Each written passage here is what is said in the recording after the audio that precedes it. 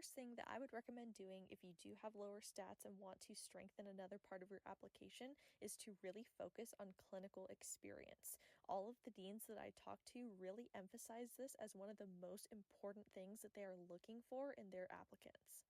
So if your GPA or MCAT isn't as high as you would like it to be, I think one of the easiest ways that you can make up for that is by having a ton of volunteer hours in a hospital, lots of shadowing experience with different types of physicians, and also working in a healthcare setting. Another thing they emphasized was having leadership roles within your clinical experiences or other volunteer or research opportunities. I think leadership is something that can really, really help your application stand out, and it's something that is just hugely important to medical school admissions committees as a whole.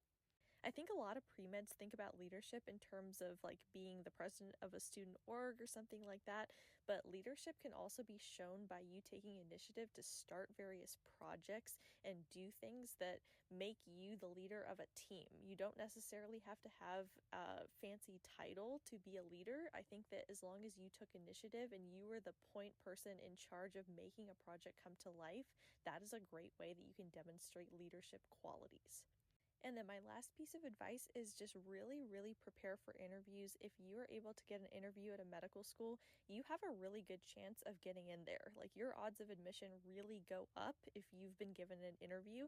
So you really want to take advantage of that and be prepared to talk very specifically about why you are a perfect fit for that particular school. Definitely do your homework, know everything on the school's website, know about the different programs they offer, how their curriculum is structured, and what their strengths are so you can talk about that specifically in your interview. In addition, there's a lot of questions that are just going to come up in almost every medical school interview, and I have a whole playlist on this, so if you want to take a look, I give some examples of those commonly asked questions that you should definitely be prepared for ahead of time.